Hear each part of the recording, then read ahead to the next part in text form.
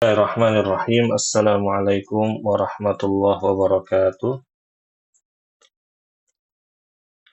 Alhamdulillah wassalatu wassalamu ala Rasulillah wa ala alihi wa sahbihi wa man walah. Amma ba'du.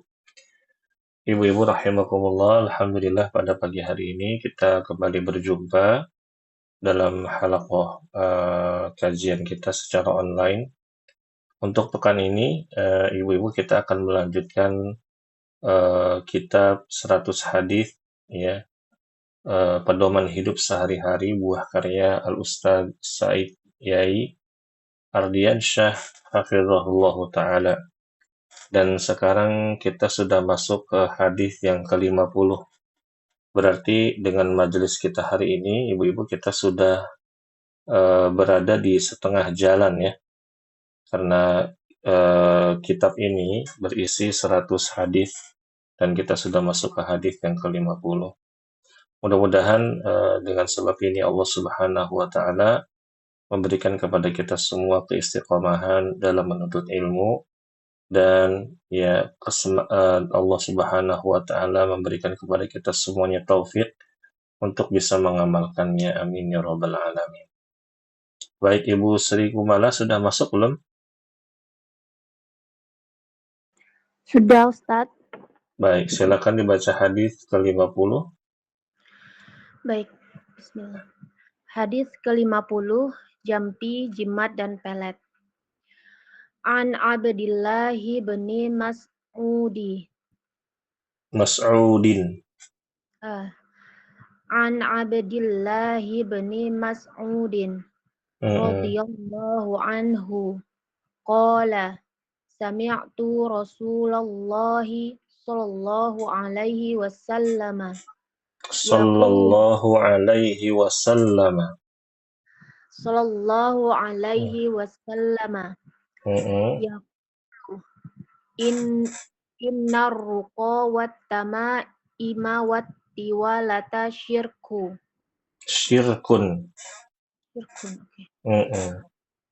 Syirkun. Diriwayatkan dari Abdullah bin Mas'ud, saya mendengar Rasulullah Shallallahu Alaihi Wasallam bersabda, sesungguhnya jampi-jampi, jimat-jimat, dan pelet adalah syirik. Iya. Jazakillahu khairan, Ibu Sri. Ibu-ibu rahimakumullah, penulis di sini memberikan judul hadis ke-50 dengan jampi, jimat, dan pelet. Yang mana ketiga hal ini adalah perbuatan syirik. Ya. Dan hadis ini sahih diriwayatkan Imam Abu Dawud dan Imam Ibnu Majah. Rasulullah Shallallahu Alaihi Wasallam bersabda, Innar ruqa, sesungguhnya jampi-jampi yaitu ruqyah ibu-ibu ya, wat tamaim, jimat-jimat, wat tiwalata, dan pelet, syirkun, adalah kesyirikan. Nah, ibu-ibu rahimakumullah, kita ambil pelajaran dari hadis yang dibawakan oleh penulis di sini. Penulis menjelaskan pada poin yang pertama, maksud dari ar-ruqa adalah jampi-jampi yang dibacakan, bukan dengan ayat-ayat Al-Quran, bukan dengan hadis-hadis atau doa-doa dari hadis Nabi dan doa-doa lain yang diperbolehkan. Dan di dalamnya menyebutkan nama-nama setan dan berhala, meskipun jampi-jampi tersebut dengan menggunakan bahasa Arab.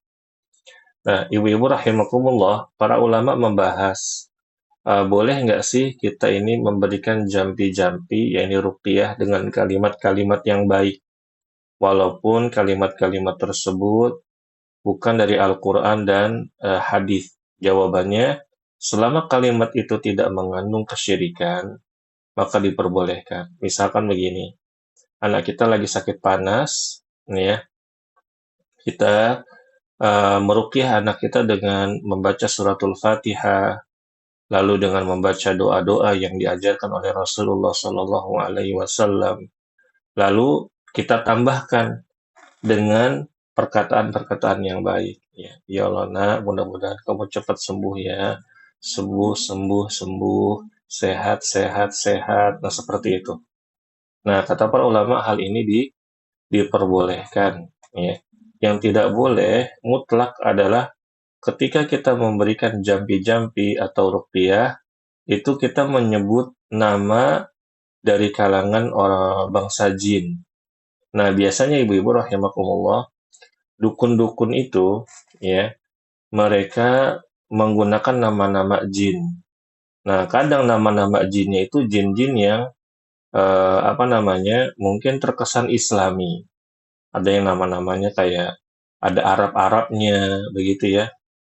Nah, makanya harus hati-hati ya. Dan biasanya ibu-ibu rahimakumullah, hal ini digunakan tidak semua tapi ibu-ibu ya, tukang pijit. Nah, mungkin ibu-ibu pernah dengar ada tukang pijit yang menggunakan jin ya. Dan ini kenyataan ibu-ibu rahimakumullah. Tukang pijit itu ada sebagian yang mereka itu memiliki bantuan dari jin. Yaitu apa? Dia punya khodam, punya pembantu. Jadi kalau misalkan lagi mijit nih, padahal pijitannya pelan, tapi itu berasa banget gitu ibu-ibu. Nah, biasanya dia itu ngeluarin ucapan-ucapan, bisik-bisik biasanya. Nah, kalau dia ucapannya bisik-bisik, kita ini bahasa apa nih, bahasa apa nih. Nah, itu kita harus hati-hati. Bisa jadi dia sedang membacakan mantra-mantra ya atau jampi-jampi yang tidak berdasarkan dari Al-Quran dan hadis ya. Begitu ibu-ibu rahimakumullah.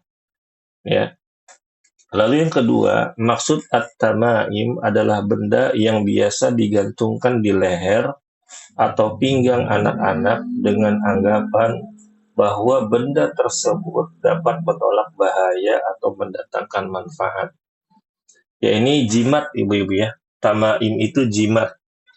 Biasanya kalau di Indonesia, anak-anak itu dikasih kalung ya, dikasih kalung. Nah, kalung itu isinya benda-benda ya seperti apa ya, bangle, terus apa namanya, ada kain-kain, ya kain-kain yang putih yang dilipat-lipat atau apa begitu.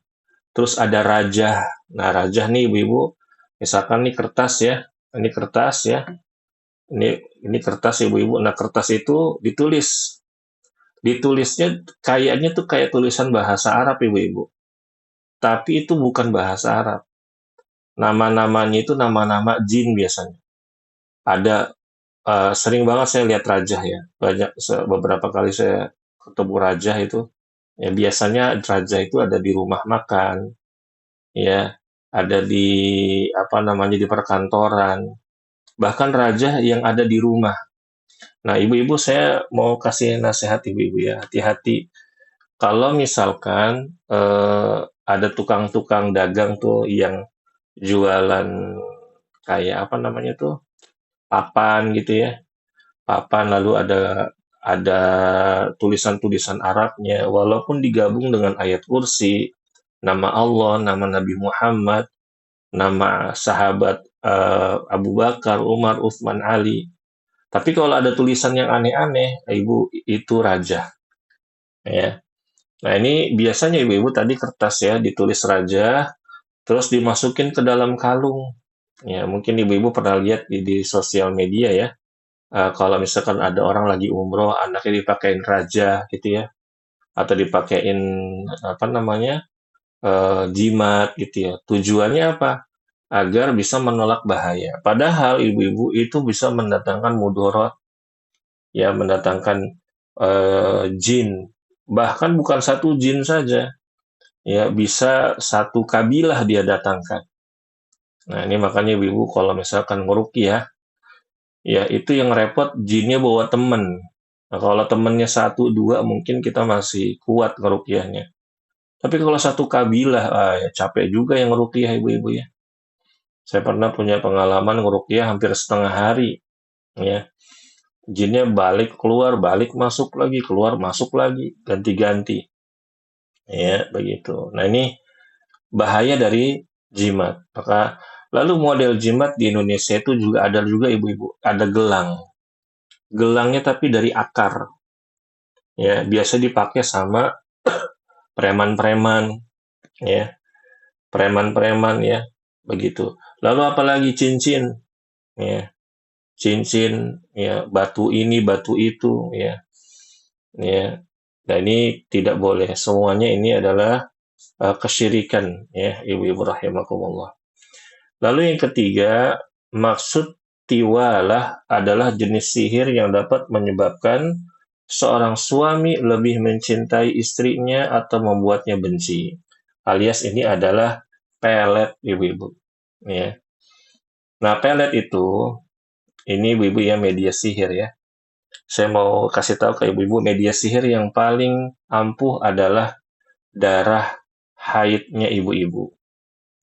Darah haidnya ibu-ibu ini mohon diperhatikan ya ibu-ibu. Jadi kalau misalkan atau kita ajarkan juga ke anak-anak kita yang sudah balik, biasakan kalau lagi haid itu darah haid itu harus benar-benar diperhatikan ya. Rasulullah mengajarkan kalau lagi haid itu darahnya udah kering nih, dikerik ya pakai kuku atau kalau sekarang itu pakai sabun mandi ya. Ya, pakai dikerik dulu terus pakai sabun mandi, dicuci bersih. Nah, lalu setelah itu pembalutnya dibuang. Jangan pembalutnya tuh masih ada, darahnya banyak, terus langsung buang aja. Ini untuk kehati-hatian ya, ibu-ibu ya, untuk kehati-hatian. Misalkan kita ini orang banyak yang apa namanya hasad gitu ya. Mungkin kita ini orang berada, mungkin kita ini orang yang berpengaruh begitu ya. Begitu terus kita tahu ada orang-orang yang banyak nggak suka sama kita, entah dari perlakuan mereka, maka kita berhati-hati. Kalau kita punya anak juga ajarkan. Lalu apalagi kuku, ibu-ibu ya, kuku ya, yang apa namanya, yang berhubungan langsung dengan badan kita. Pakaian dalam, mohon maaf ya ibu-ibu ya, seperti itu rambut ya. Maka di salah satu fatwanya Syekh Muhammad bin Saimin itu beliau mengatakan baiknya kalau rambut itu simpan dikubur gitu. Tapi ini memang sulit ya ibu-ibu kalau zaman sekarang ya. Nah, kalau rambut hati-hati ibu-ibu juga ya. Misalkan lagi keramas, lagi rontok, usahakan apa namanya diperhatikan, jangan dibuang sembarangan. Kenapa? Karena bisa jadi itu untuk media sihir.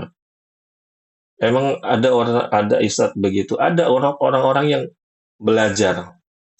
Orang-orang yang belajar itu cari media sihirnya begitu ibu-ibu. Ya, wah ada rambut nih, oh ada darah haid nih, oh ada ini aneh. Dia pakai ya begitu. Nah, begitu. Nah, semua ini ibu-ibu adalah kesyirikan. Dan semuanya ini ibu-ibu rahimakumullah tidak ada pengaruhnya, tidak ada mudorotnya apabila Allah tidak menghendaki. Apabila Allah menjaga kita, mau jin satu kabilah pun datang gangguin kita nih, ngisengin kita, sihir datang ke rumah kita itu nggak akan mempan. Nah, caranya gimana? Yaitu kita menjaga dengan diri kita merutinkan zikir pagi petang. Yang paling ampuh, zikir pagi petang. Yang kedua, membaca ayat kursi, membaca surat Al-Ikhlas, Al-Falaq, An-Nas setiap habis sholat. Ya, ibu-ibu ya. Yang ketiga, membaca surat Al-Baqarah. Ya. Dan yang keempat, rutin banyak berzikir. Ya, ibu-ibu banyak baca Quran. Itu adalah di antara usaha-usaha yang bisa kita lakukan untuk menghilangkan efek atau mencegah dari sihir. Ya, semuanya ini ibu-ibu rahimakumullah adalah sihir. Baik itu tadi jampi-jampi, ya, ruko, ya, tamaim, ya, apa namanya, jimat, ya, atiwalah, pelet, ini semuanya sihir. Dan kata penulis yang keempat di sini, kesemua amalan di atas adalah syirik. Orang yang mempelajarinya itu ya jatuh kepada kekufuran. Ya, nggak boleh ibu-ibu ya. Kita belajar apa namanya sihir, ya. Hindari ya. Mau ataupun misalkan gini, dikemas dengan bahasa yang Islami. Ya ini sihir putih. Ya, sihir putih ajarannya Nabi Sulaiman. Nah, ini kadang jin, jin ngasih ngasih syubhat ke manusia. Saya ini dulu ya masih keturunannya jin yang kerja sama Nabi Sulaiman. Padahal bohong ya, gitu ibu-ibu. Ya, tadi ada yang angkat tangan, Ibu Paramita, kenapa Bu? Iya, Ustaz boleh nanya nggak ya? Oh, Ibu lagi sibuk nggak? Nggak, Enggak. kalau mau tanya mungkin nanti di akhir kalau lagi nggak sibuk ya Bu ya. Oh, baik-baik, Ustaz. Baik Ibu ya. Makasih, Ustaz. Sama-sama Ibu Paramita. Barakallahu fi. Umur Raihan sudah masuk belum? Baik, Ibu Sri silakan dibaca lagi hadis yang ke-51. Baik, Ustaz. Hadis ke-51, keutamaan menanggung anak yatim. Mm-mm. An Sahli bin Sa'din radhiyallahu anhu qala Rasulullah sallallahu alaihi wasallam ana wa kafilul yatimi fil jannati hakadha wa asyara bis sabbabati wal wusta wa farraja bainahuma syai'an. Mm-mm. Baik, jazakillahu khairan. Baik, Ibu-ibu rahimakumullah, hadis yang ke-51, keutamaan menanggung anak yatim. Tadi direwayatkannya apa nih tadi Ibu dibaca? Artinya mohon maaf saya lupa. Diriwayatkan dari Sal bin Sa'ad Sahal, Rasulullah dari Sahal. Diriwayatkan dari Sahal bin Sa'ad Rasulullah Shallallahu Alaihi Wasallam bersabda, saya dan penanggung kehidupan anak yatim di surga seperti ini. Beliau mengisyaratkan dengan telunjuk dan jari tengahnya. Kemudian beliau merenggangkannya sedikit. Jazakillah khairan Ibu Sri. Ibu-ibu rahimakumullah, Rasulullah Shallallahu Alaihi Wasallam bersabda, Ana wa kafilul yatimi, saya, ini Rasulullah, dan penanggung kehidupan anak yatim, fil jannati hakada, wa asyara bisababati wal wusta. Jadi Rasulullah itu ngasih isyarat begini, ibu, ya, bukan gini, bukan, tapi gini. Karena di redaksi hadis berikutnya, wa farraja bainahuma syai'an. Kemudian beliau merenggangkannya sedikit. Nah, jadi seperti ini. Tapi kondisinya ini walaupun begini, Ibu rahimakumullah, ini adalah kedekatan yang sangat dekat. Nah, Ibu rahimakumullah, kita akan mengambil penjelasan dari penulis. Yang pertama, hadis ini menunjukkan keutamaan orang yang menanggung kehidupan anak yatim. Kedudukannya di surga sangat dekat dengan Rasulullah Shallallahu Alaihi Wasallam. Ya, kedudukannya nanti di surga itu seperti ini, ibu-ibu, dekat dengan Rasulullah Shallallahu Alaihi Wasallam. Lalu yang kedua, anak yatim adalah anak belum baligh yang tidak memiliki ayah dan dia belum sanggup menafkahi dirinya sendiri. Ya, nah ibu-ibu rahimakumullah, memang para ulama di zaman sekarang ini banyak ada perbedaan pendapat. Ya, maksudnya di sini gimana anak yatim itu gimana? Yang paling afdol, ibu-ibu, kita itu ya memperhatikan anak yatim dengan cara kita ajak dia tinggal di rumah kita. Ini yang paling afdol. Misalkan ada anak yatim, ya, kita punya kelebihan harta, ya, kita ajak dia tinggal di rumah kita. Kita asuh dia, kita perhatikan, ya, nafkahnya, kita biayai pendidikannya, kesehatannya, segala macam. Kita anggap dia seperti anak kita. Ya, begitu. Dan dia kondisinya belum baligh. Ya, kondisinya belum baligh. Dan dia belum sanggup menafkahi dirinya sendiri. Memang anak-anak yang belum baligh itu belum bisa cari nafkah untuk dirinya sendiri ya, ibu-ibu rahimakumullah. Nah, namun di zaman sekarang, ibu-ibu rahimakumullah, keadaan ini tuh sangat sulit. Bisa jadi anaknya kita ajak tinggal di rumah, nggak mau. karena dia mau sama ibunya. Nah, terus gimana? Kalau kita punya harta, maka kita bisa kasih rutin. Tiap bulan kita bantu ibunya, kita bantu anak yatim tersebut, ya. Entah itu kita kasih sembako, entah itu kasih uang. Nah, Ustadz kalau misalkan kita cuma ngasih 300.000 sebulan, ya apakah termasuk? Termasuk ibu-ibu. Yang penting rutin, ya.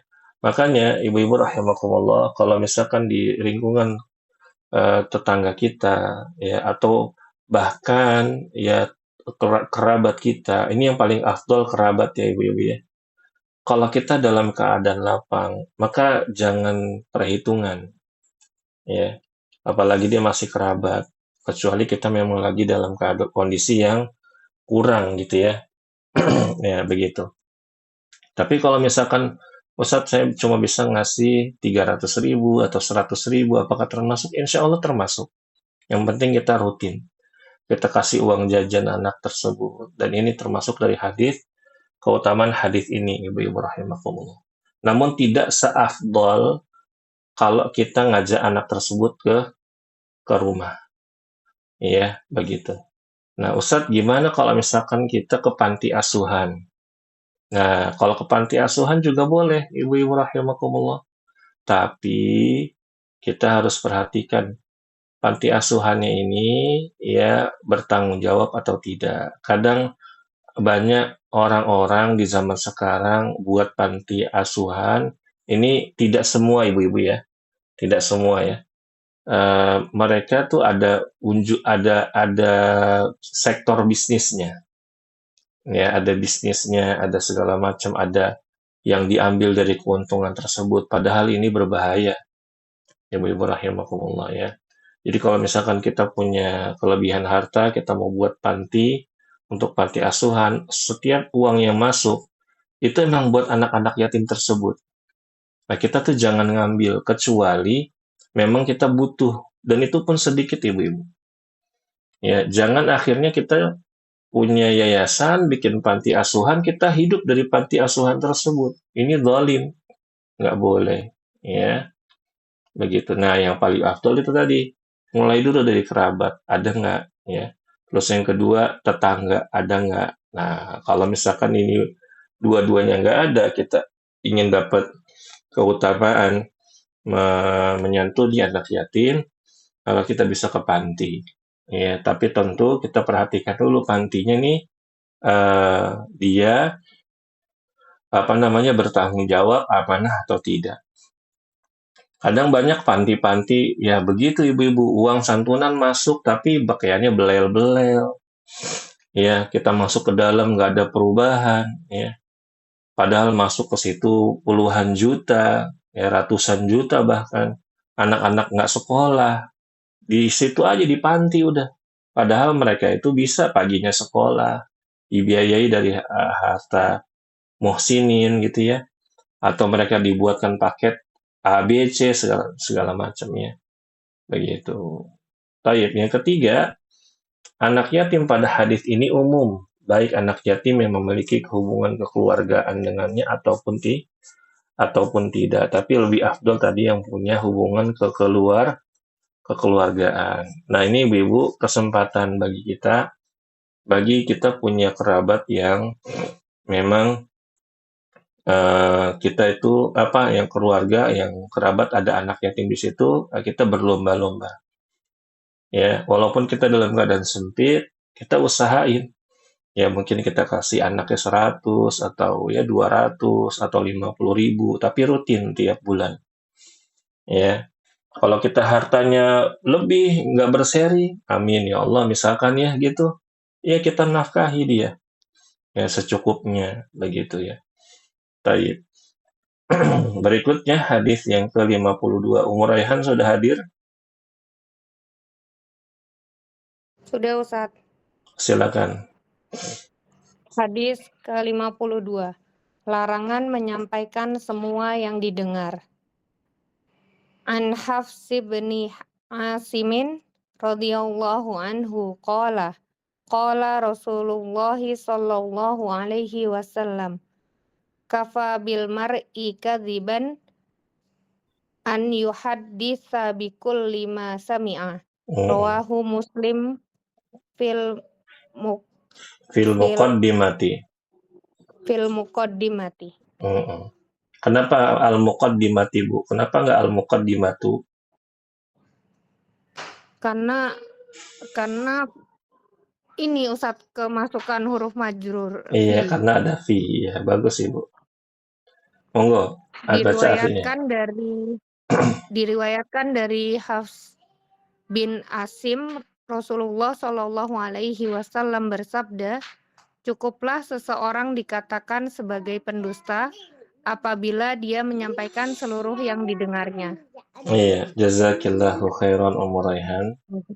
Ibu-ibu rahimakumullah, Rasulullah Shallallahu Alaihi Wasallam bersabda, kafa bil mar'i kadiban. Ya, masya Allah.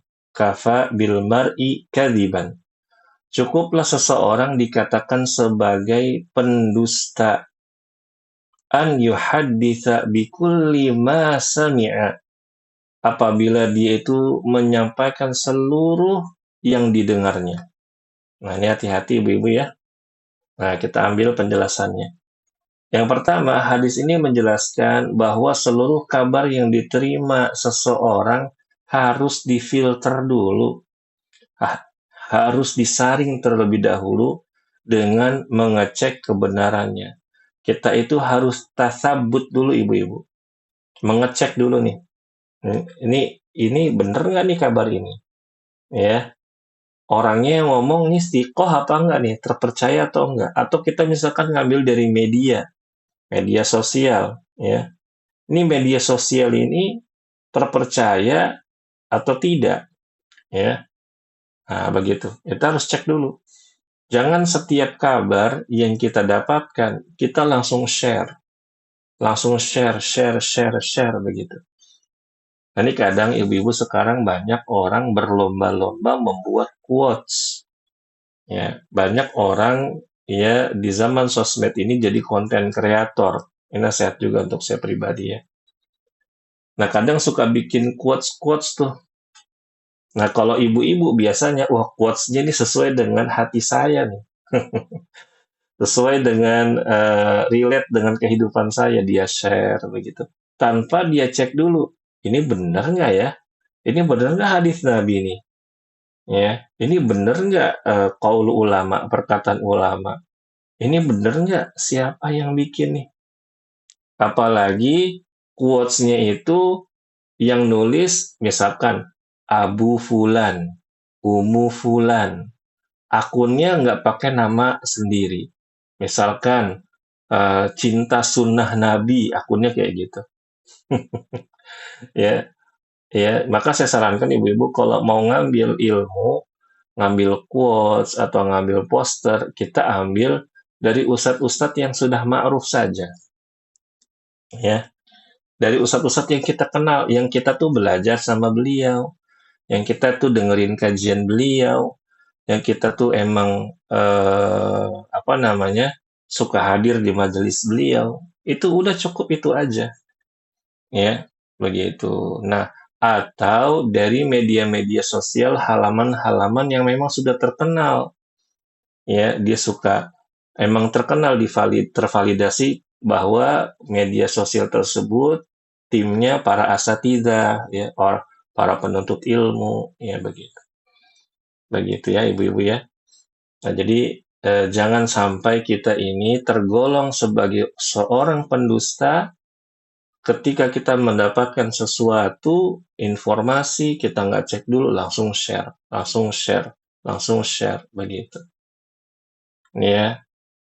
Lalu yang kedua, kata penulis, seandainya dia tidak melakukannya dan di dalam berita yang disebarkannya terdapat kedustaan, maka dia telah dianggap sebagai pendusta dan mendapatkan dosa. Dosanya jadi dosa apa nih ibu-ibu? Ada yang tahu nggak? Iya. Dosa jariyah. Serem nggak ibu-ibu dapat dosa jariyah? Serem, ibu-ibu, serem banget. Kalau pahala jariyah, alhamdulillah. Kalau dosa jariyah, aduh ya Allah. Ibu coba bayangkan. Ini Walaupun ya ini sebagian ulama tidak menyukai ya, tapi ini untuk kita pendekatan pemahaman saja. Ada seorang mayit, ada seorang mayit, dia masuk ke dalam liang lahat dengan banyak dosanya pribadi. Dia sendiri aja udah banyak dosa. Udah di kuburan disempitkan, ya. Tapi dosa dia udah meninggal, udah dikubur, dosanya terus berdatangan, terus berdatangan, terus berdatangan, terus berdatangan. Coba, ini penyesalan yang sungguh-sungguh penyesalan yang benar-benar menyesal, Ibu. Ya, hati-hati, ini namanya dosa jariah. Atau seperti menyebarkan hadis palsu, aduh, ya. Apalagi kalau memasuki bulan-bulan tertentu, ibu-ibu ya, banyak tuh beredar hadis-hadis palsu, ya. Hadis-hadis yang lemah dan lemahnya derajatnya dhaif jiddan, ya. Bahkan mungkar derajatnya. Atau bahkan la aslalahu, nggak jelas ini perkataan siapa, tapi dia sandarkan kepada Nabi. Ini hati-hati ibu-ibu rahimakumullah. Tapi kan Ustadz maknanya bagus ibu-ibu rahimakumullah. Tidak semua yang maknanya bagus itu kita langsung share. Ya, bisa jadi yang kita share itu tadi kan hadis palsu atau perkataan yang dinisbatkan kepada seseorang ternyata bukan orang tersebut yang mengatakan. Ya, contoh yang kemarin viral. Ya, ada salah satu ustadz terkenal di Indonesia wafat. Ya, ibu-ibu ya.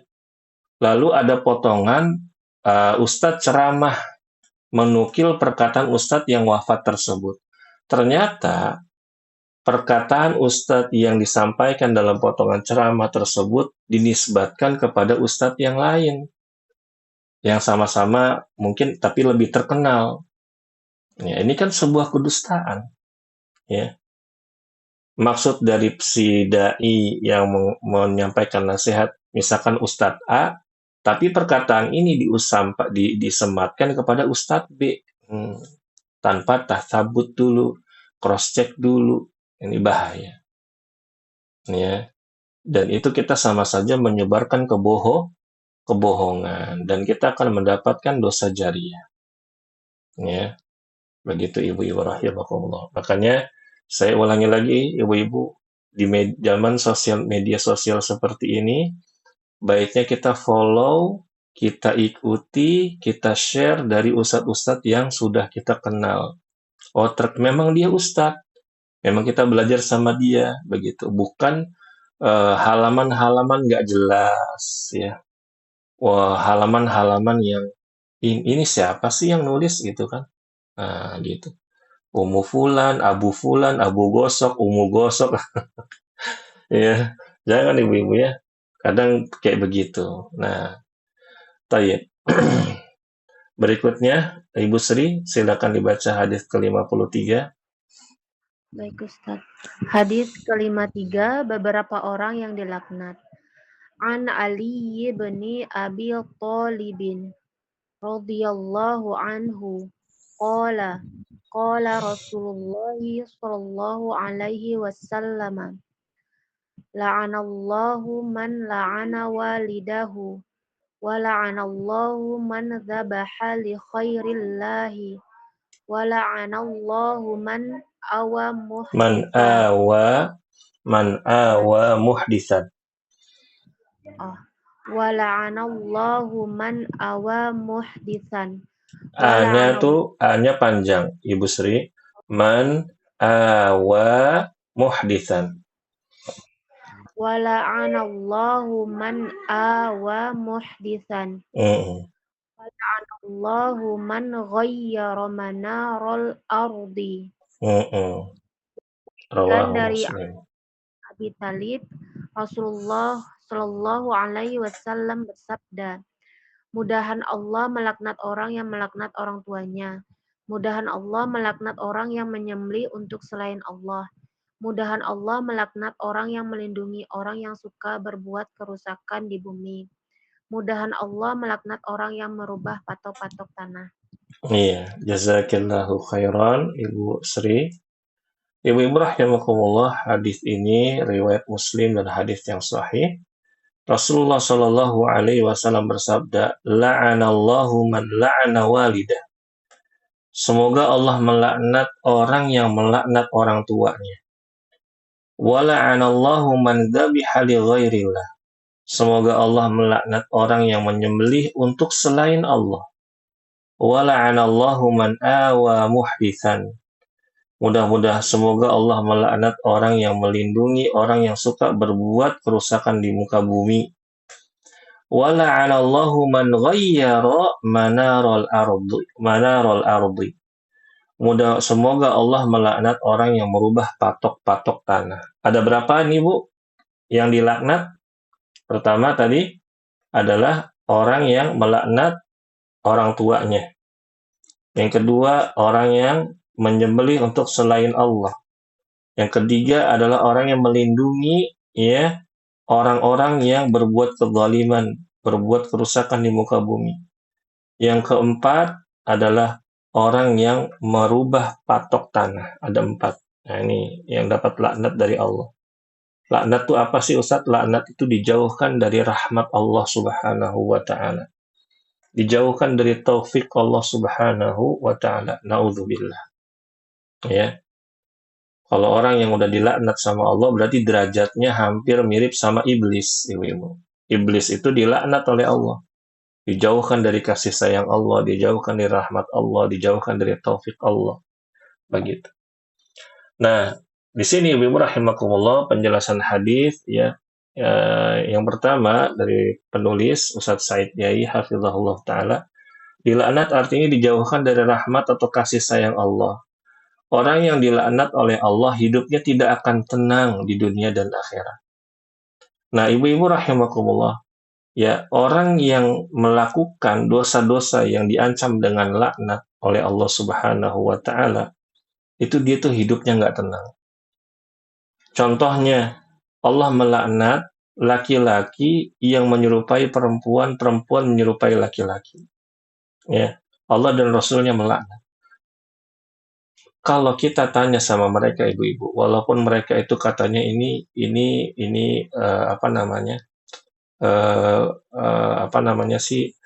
dorongan istilahnya seksual gitu segala macamnya gitu. Pasti dia tuh ada di titik hatinya tuh ada kegelisahan. Ya. Begitu. Misal ada transgender lah segala macam lah, ya, begitu. Ada kegelisahan. Kenapa? Karena itu adalah laknat dari Allah Subhanahu wa Ta'ala. Hidupnya nggak tenang. Ya. Udah dibuat seperti ini, dia merasa nggak puas, mau dirubah lagi jadi begini, jadi begitu. Ya. Nah, seperti itu ibu-ibu rahimakumullah. Ya. Orang yang dilaknat oleh Allah itu tidak akan mendapatkan ketenangan di dunia dan di akhirat. Maka semoga Allah Subhanahu wa Ta'ala menjauhkan kita dari perbuatan yang bisa mendatangkan laknat Allah, dan semoga Allah mendekatkan kita dengan perbuatan yang bisa mendatangkan ridha Allah. Amin ya rabbal alamin. Lalu yang kedua, ibu-ibu rahimakumullah, penulis di sini mengatakan melaknat orang tua bisa berarti seorang anak melaknat langsung orang tuanya sendiri. Ribut sama orang tuanya, berantem sama orang tuanya, mengeluarkan sumpah sarapah kepada orang tuanya. Atau seorang anak menjadi sebab orang lain melaknat orang tuanya, seperti dengan mengatakan kepada musuhnya, semoga Allah melaknat bapakmu. Nah, gitu. Kemudian musuhnya dengar kan? Musuhnya kan dengar nih kan, bapak saya dilaknat nih, maka dia membalas, semoga Allah juga melaknat bapakmu. Nah, inilah ya orang yang melaknat orang tuanya secara tidak langsung. Nah, kalau zaman dulu kecil kita nih, ibu-ibu rahimakumullah, dan saya nggak tahu, yang mudah-mudahan nggak terjadi di zaman kita. Biasanya tuh dulu kalau ngambil rapot, ya, kadang teman kita suka ngambil, dilihat nama ibu kita, nama bapak kita. Nah, suka main kata-kataan nama bapak ibu tuh. Nah, ya, mungkin kita pernah ngalamin ya, ibu-ibu ya, yang lahirnya tahun 70-an, 80-an, ya. Nah, begitu. Nah, itu dosa yang apabila kita lakukan, kalau kita sudah balik, dosa tersebut kita harus taubati. Ya, kenapa? Karena itu mengandung laknat. Nih ya, begitu. Kita taubat dulu, pernah buat dosa kayak begini, ya Allah, saya bertaubat. Harus ditaubati karena dosa besar. Nih ya, begitu. Nah, jadi hati-hati ibu-ibu ya. Nah, biasanya nih sekarang umpatan-umpatan juga di media sosial kadang-kadang diikuti oleh anak-anak. Ya, begitu. Misalkan lagi bercanda tiba-tiba melaknat atau mengumpat bab orang tua orang lain, dibalas lagi. Nah, kita ajarin anak-anak. Nah, kamu kalau bercanda jangan suka ngeledek orang tua temanmu. Nanti orang tua nanti temanmu itu akan membalas dengan meledek orang tua kamu, yaitu abi aba umi. Nah, secara tidak langsung kamu itu udah durhaka.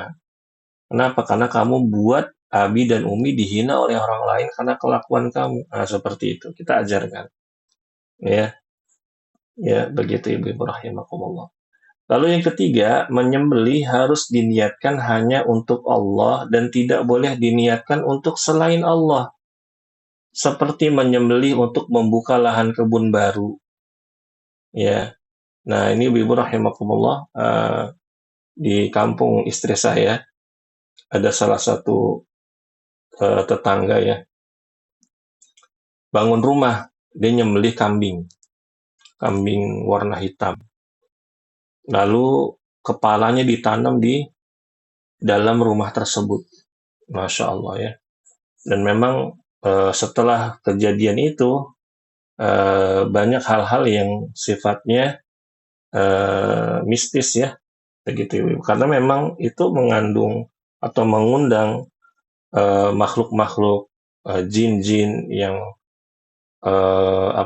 justru akan mendatangkan kemudorotan Ibu. Padahal niatnya kan tadi buyar, nggak diganggu segala macam. Justru perbuatan itu adalah perbuatan kesyirikan dan mendatangkan makhluk-makhluk yang akan nanti ke depannya memberikan mudorot entah kepada kita atau kepada keturunan kita yang tinggal di situ.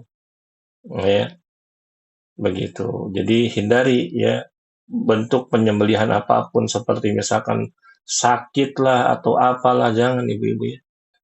Lalu kemudian menyembelih untuk atau persembahan atau sesajen kepada sungai atau orang yang telah mati, menyembelih untuk mendapatkan ilmu kebal atau tenaga dalam dan lain-lain. Ini hati-hati ibu-ibu ya. Ya. Jadi kalau misalkan ada hal-hal yang syaratnya harus nyembelih ini, nyembelih itu, ya nggak boleh. Ini syirik besar ibu-ibu. Syirik besar. Ada dalam sebuah hadis diriwayatkan oleh Rasulullah. Dari Rasulullah Shallallahu Alaihi Wasallam, Rasulullah menceritakan di zaman di zaman ahlul kitab, zaman sebelum Rasulullah ada dua orang ibu-ibu. Ada dua orang yang sedang safar. Orang yang pertama, ya, dan orang yang safar ini dia melewati suatu kampung, ya. Nah, satu kampung itu mereka itu suka nahan para musafir.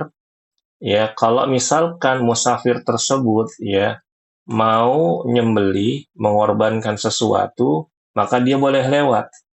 Kalau enggak, dia dibunuh. Nah, gitu ya. Nah, datang nih orang yang pertama. Orang yang pertama, ibu-ibu rahimakumullah, dia ditahan. Nggak boleh lewat. Kalau mau lewat, kamu harus sembelih. Ya, sembelih untuk Tuhan kami ini, sesembahan kami ini. Nah, terus kata orang tersebut, saya nggak ada sesuatu untuk disembelih. Sembelihlah walaupun dengan seekor lalat. Akhirnya dia tangkap lalat ibu-ibu. Terus dia sembelih. Terus buat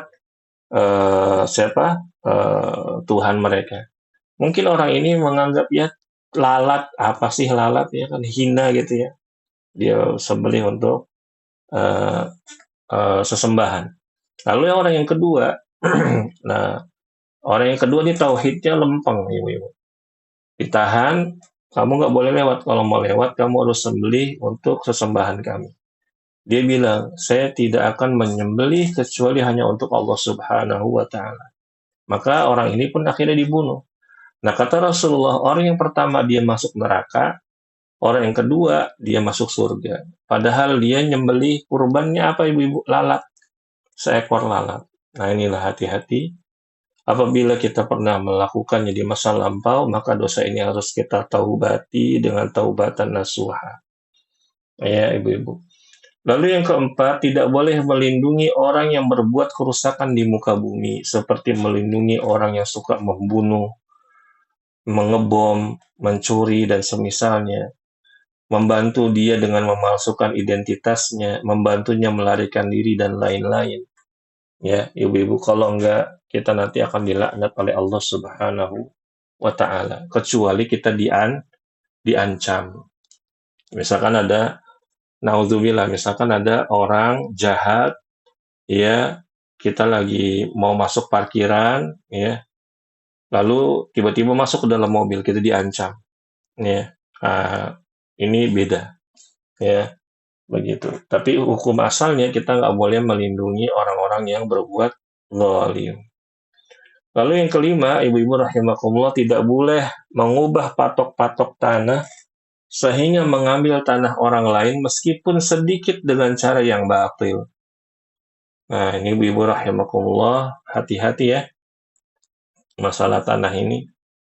Ya, kata Rasulullah Shallallahu Alaihi Wasallam, yang mengambil tanah secara zalim walaupun sejengkal, maka itu nanti akan dikalungkan tanah 7 lapis di lehernya di hari kiamat. Naudzubillah. Nah, apalagi kalau ada orang, ya, ada kasus kemarin viral di daerah Yogyakarta kalau nggak salah ya, pokoknya di Jawa bagian selatan ada seorang kakek-kakek, dia nggak bisa baca, nggak bisa tulis, ditipu, tanahnya berhektar-hektar, ya, diakui secara sepihak oleh oknum. Nah, itu nanti di akhirat orang tersebut, ya, keadaannya kita akan saksikan ya ibu. Berhektar-hektar, Allah akan kalungkan tanah tersebut di leher dia. Wah, gimana tuh Ustaz? Allah Maha Kuasa. Ya, Allah Maha Kuasa, ya, nanti kita akan melihatnya. Dan mudah-mudahan kita bukan termasuk dari golongan tersebut. Lalu yang keenam, seluruh apa yang disebutkan di atas termasuk dosa besar yang harus dijauhi. Dan dosa besar, ibu-ibu, apabila kita melakukannya, saya ulangi lagi, harus dengan taubat nasuha. Nggak boleh kita, yang penting saya udah nggak ngelakuin lagi. Enggak. Kita ingat, berusaha ingat-ingat. Ya.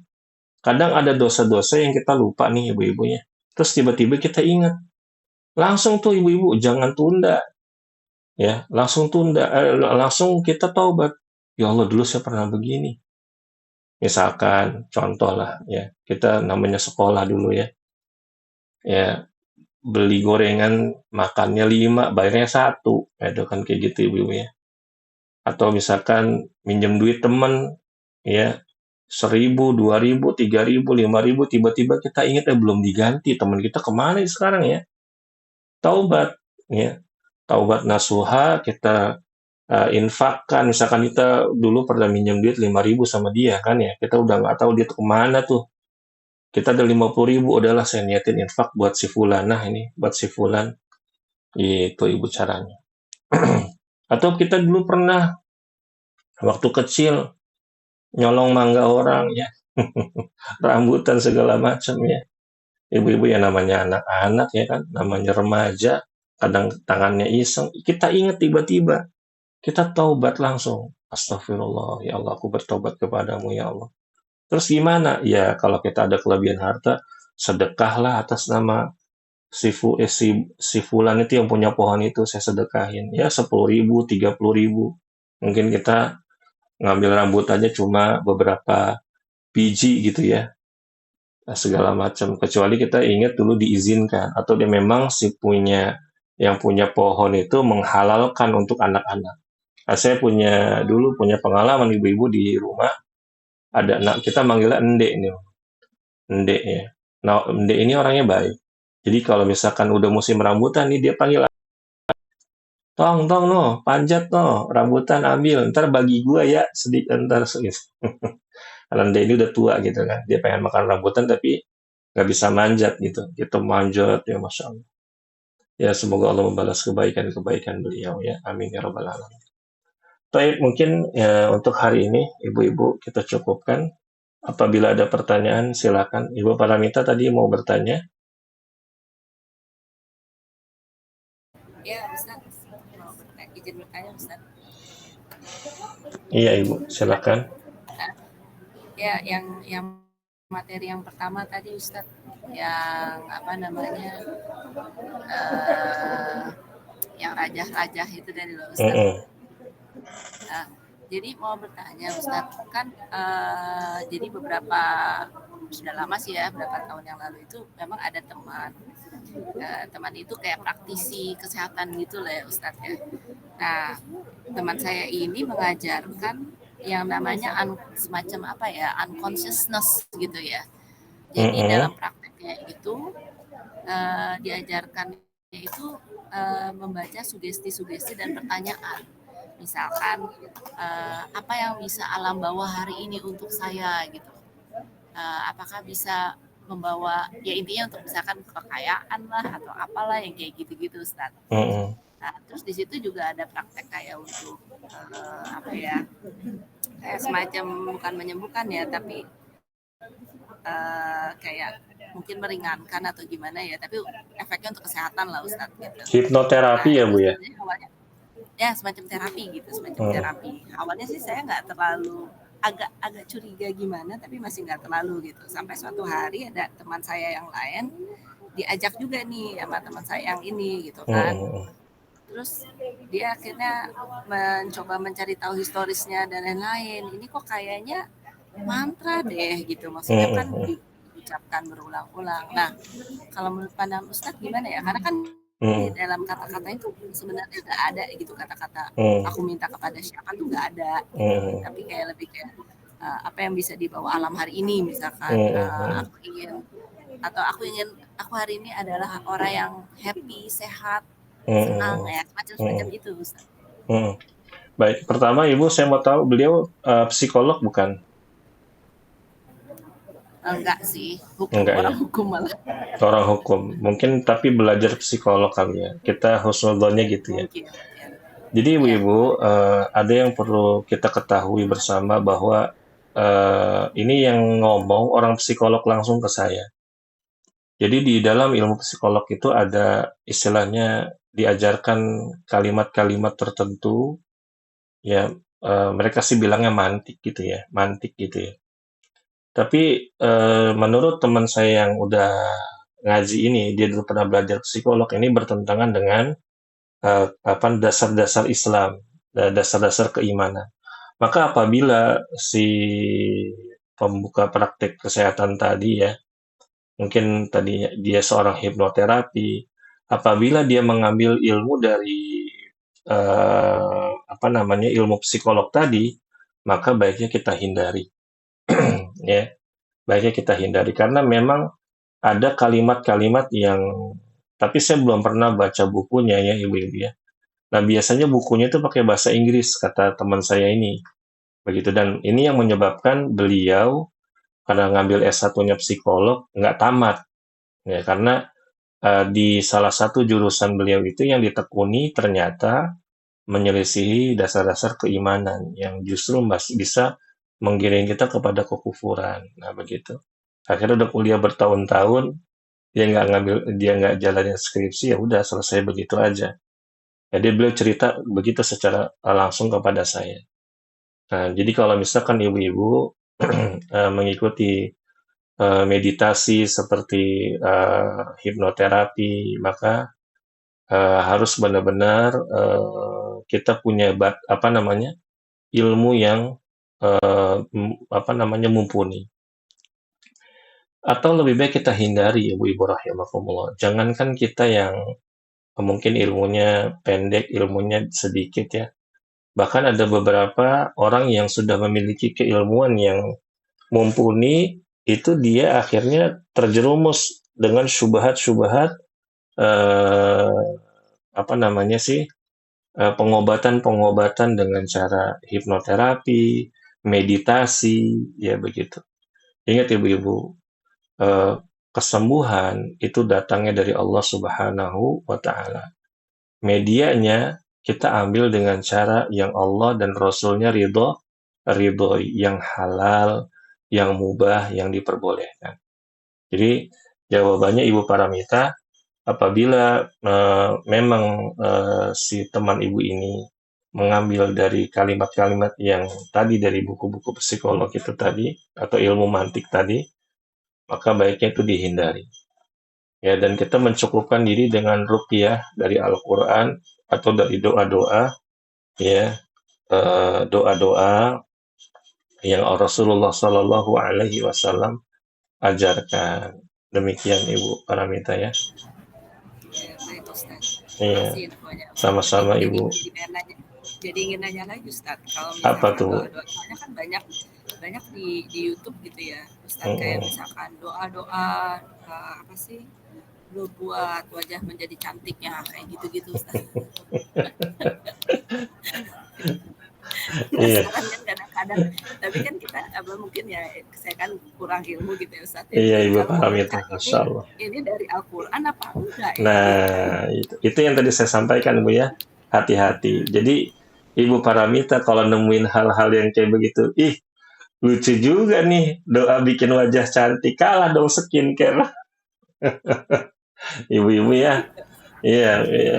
Apa misalkan gini, ini contoh khurafat ibu-ibu yang berjalan. Kalau anaknya laki-laki mau ganteng baca surat Yusuf. Kalau anaknya perempuan baca surat Maryam. Ini nggak ada dalilnya. Ya. Jadi ibu-ibu doa doa biar cantik, doa biar ganteng tuh nggak ada.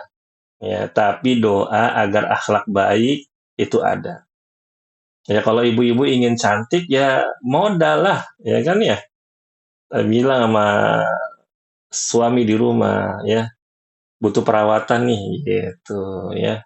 Gitu ya sisihkanlah buat perawatan ya beberapa ya tentu kita yang tahu. Minta sama suami. Jangan lihat konten, wah ini doa buat mempercantik segala macam. Ini hati-hati ibu-ibu ya. Iya, begitu. Baik Ibu Sri, ada yang mau ditanyakan? Iya Ustadz, mau tanya Ustadz, ini saya agak sedikit was-was soalnya ada seorang laki-laki yang ya mungkin bisa dibilang terobsesi atau gimana karena udah nggak ketemu 2 tahun, nggak ada komunikasi, tapi dia tetap berusaha mencari tahu tentang saya gitu. Saya Mm-mm. menutup komunikasi semenjak saya 2 tahun lalu lah gitu. Tapi, jadi saya ada sedikit was-was, dia akan melakukan hal-hal yang tidak-tidak gitu. Ya maksudnya minta minta saran aja apa yang harus saya lakukan gitu, karena saya juga nggak pernah sama sekali sampai sekarang nggak pernah, Mm-mm. memesan dia dan saya sudah blokir juga. Mm-mm. Baik Ibu Sri, ya nasihat saya biar Ibu nggak was-was. Saya doakan semoga Ibu segera ketemu jodohnya yang baik, yang soleh, yang sekufu dengan Ibu Sri ya. Karena tidak ada cara yang paling afdol kecuali ini, yang menikah. Jadi mudah-mudahan Ibu Sri segera menikah, ya karena ini untuk menutup celah tadi. Terus yang kedua, kalau Ibu merasa was-was, ketahuilah was-was itu datangnya dari setan. Akhirnya kita suudzon sama orang, ya. Nah, caranya gimana? Itu tadi, zikir pagi petang, jangan ditinggalkan, walaupun hanya sebagian. Ingat ibu-ibu ya, zikir pagi petang itu tameng buat kita. Kalau kita memang sibuk sekali, ya kita baca sebagian. Kalau kita nggak bisa semuanya. Lalu apa tadi? Membaca surat ayat kursi, ya, lalu surat kulhu, falak, nas ketika selesai sholat. Lalu baca surat Al-Baqarah atau membaca Al-Quran rutin setiap hari. Dan mungkin bisa ditambah kita memohon pertolongan kepada Allah Subhanahu wa taala agar dihilangkan was-was tersebut. Ibu Sri berdoa, ya Allah, hilangkanlah rasa was-was ini dari hati saya. Gitu. Jauhkanlah dari segala hal-hal bisikan-bisikan yang buruk. Jauhkanlah saya dari orang-orang yang buruk. Begitu. Jelas Ibu Sri ya. Jelas, terima kasih. Iya, sama-sama. Baik Ibu-ibu rahimakumullah, mungkin untuk hari ini kita cukupkan dulu. Mudah-mudahan majelis kita pada pagi hari menjelang siang ini mendatangkan keridhaan Allah Subhanahu wa taala dan semoga Allah Subhanahu wa taala meridhoi kita semua, mendatangkan kepada kita semua taufik untuk bisa mengamalkan apa yang sudah kita pelajari. Kita tutup subhanakallahumma wa bihamdik Asyhadu an la ilaha illa anta astaghfiruka wa atubu ilaik. Wassalamualaikum warahmatullahi wabarakatuh. Waalaikumsalam Waalaikumsalam warahmatullahi warahmatullahi wabarakatuh. wabarakatuh. Jazakumullah khairan, Ustaz. Jazakumullah khair Iya, Ibu. Ustaz.